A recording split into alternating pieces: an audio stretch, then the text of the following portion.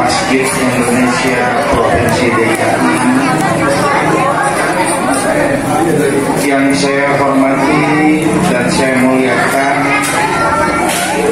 segenap kiai, para ustadz, para ustadzah yang tidak mungkin saya sebutkan namanya satu persatu, tapi tidak mengenai terhadap satu agama yang kita mau mengucapkan kepada pengurus Dewan Masjid Indonesia Kelurahan Pademangan yang tidak pernah mengenal lelah, tidak pernah merasakan payah, dan tidak pernah bosan-bosan di dalam melakukan kegiatan syiar-syiar Islam. Kemarin saya sempat lihat pawainya, ya, yang luar biasa. Siang hari, ya, itu luar biasa. Jam 2 siang, termasuk pula deretan piala yang menunjukkan kegiatan yang tidak mengenal lelah, tidak mengenal payah. Tentunya kegiatan ini bukan untuk syiar Islam hari ini saja, tapi untuk berlangsungnya syiar-syiar Islam di masa-masa yang akan. Tentu saya berharap mudah-mudahan seluruh pengurus DMI Pademangan Barat ini bisa selalu istiqomah. Allah jaga niatnya, Allah bantu usahanya. Mudah-mudahan kegiatan seperti terus berlanjut di masa-masa yang amin. Pada malam hari ini saya sudah berpesan dengan MC tadi jangan lama-lama karena acaranya banyak. Kebetulan juga ya saya ini dibilang sehat banget yang belum sehat karena saya masih rapi seminggu dua kali ya, tapi ya saya paksakan sini. Jadi kebetulan kalau MC bilang jangan lama, jadi tanpa saya minta sudah diminta untuk tidak lama-lama. Ya, insya Allah setengah jam saya selesai. Ya. Tentunya momentum hijrah ini, yang mana sejarahnya ketika Abu Musa al-Ash'ari, salah satu yang ditugaskan oleh Khalifah Umar untuk menjadi gubernur, suatu ketika bingung melihat surat yang tidak ada tanggal, bulan, dan tahun. Tentu hal seperti ini akan merepotkan di dalam masalah administrasi. Akhirnya para sahabat mengusulkan kepada Sayyidina Umar. Jadi sebenarnya Khalifah Umar ini banyak melakukan gebrakan di dalam Islam. Di antaranya Khalifah Umar mendirikan Baitul Mal. Kemudian yang melaksanakan sholat tarawih berjamaah ada pada masa Khalifah Umar, termasuk ketika orang bicara masalah kepentingan administrasi. Khalifah Umar pun kemudian mengumpulkan para sahabat-sahabat untuk mengusulkan awal mula penganggaran hijriah ada sahabat yang usul dihitungnya dari kelahiran Nabi. Ada lagi yang mengusulkan dari tahun wafatnya Nabi. Kemudian diambil jalan tengah.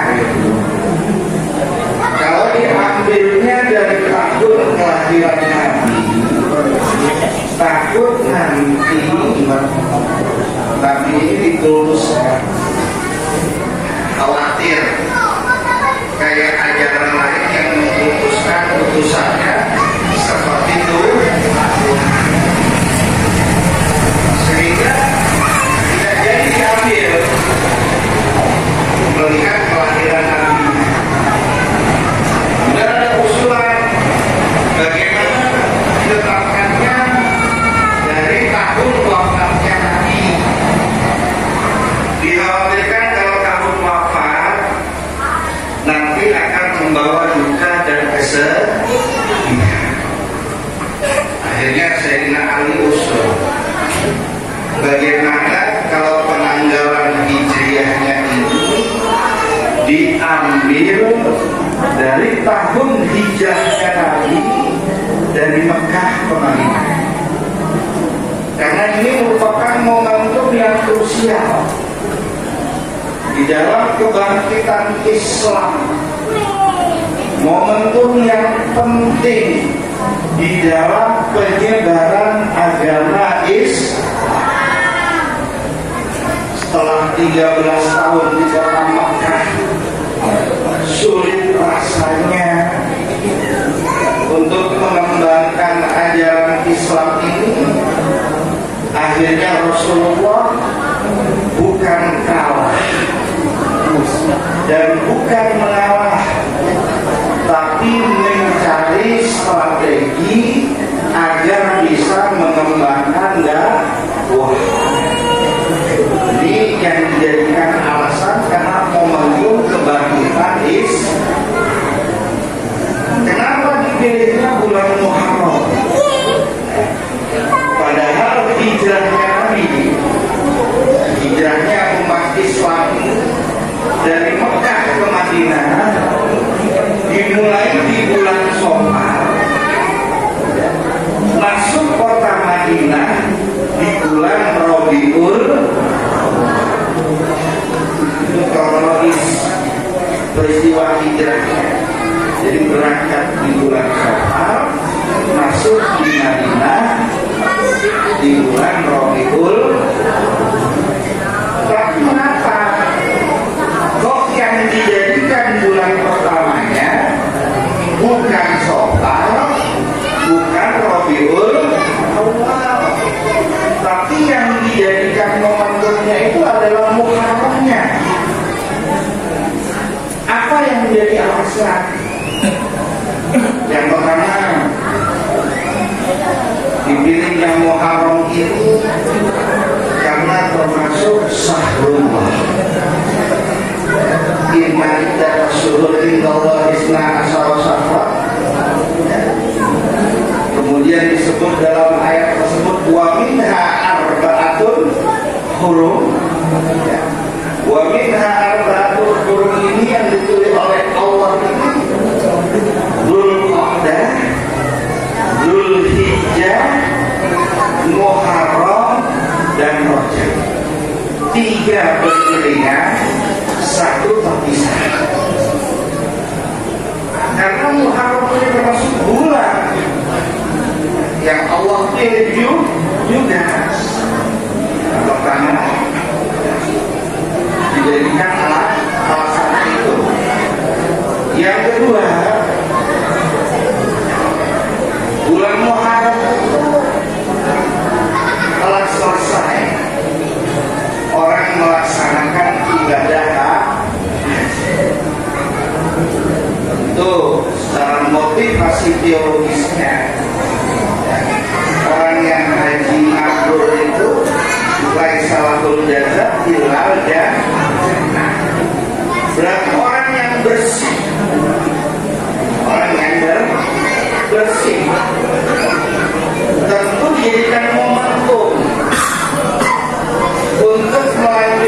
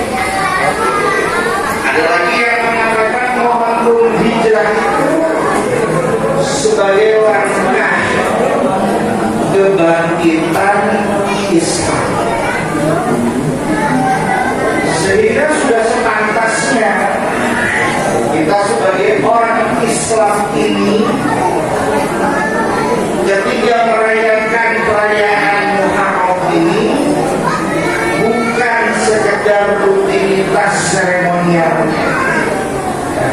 Pawai bagus, istighosah Muharram bagus, pengajian memperingati Muharram bagus.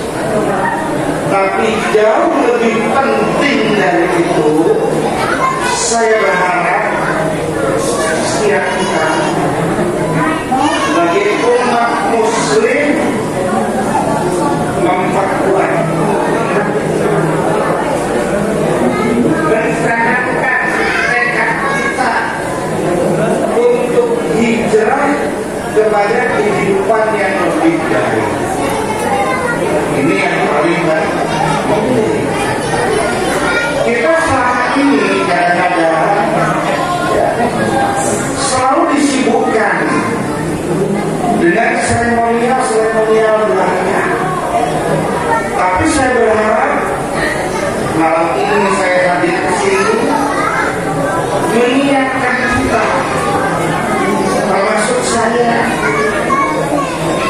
bahwa ayo mari kita jadikan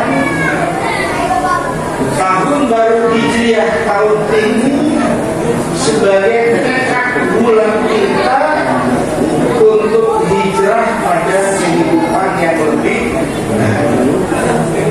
tentunya untuk menjadi lebih baik. Yang harus diingat, karena kadang-kadang orang hanya ingin merasa lebih baik. Resepnya beda. Kalau mau merasa lebih baik, apa caranya? Itu gampang. Tidak salah orang. Bisa nih. Benar. Kalau ingin merasa lebih baik, mudah. Salah.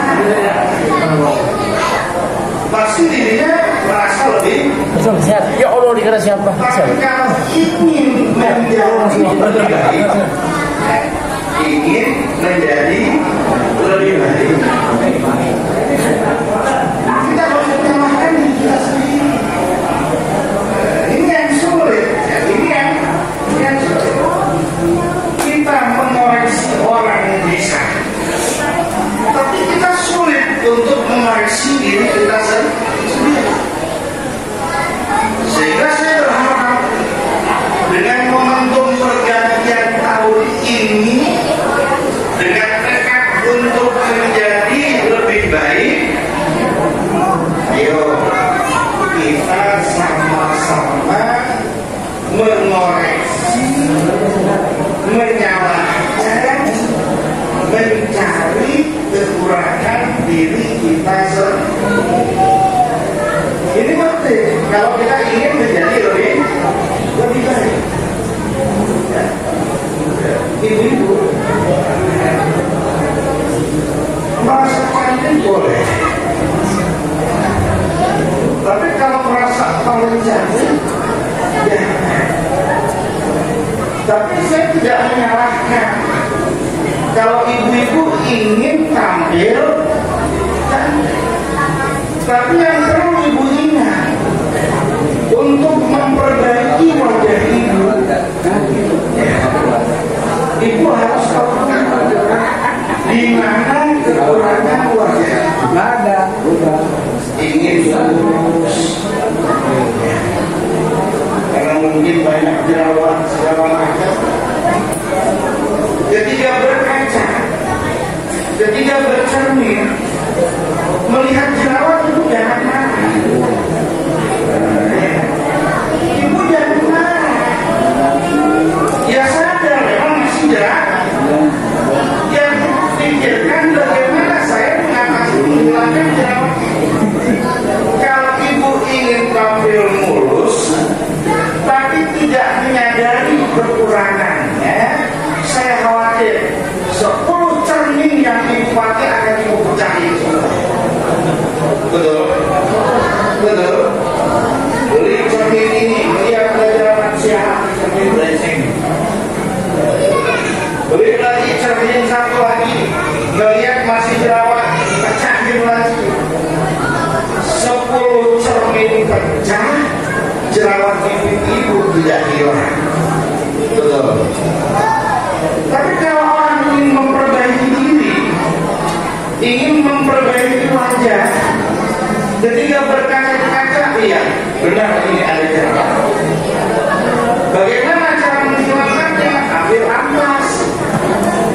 Gosok pakai amplas.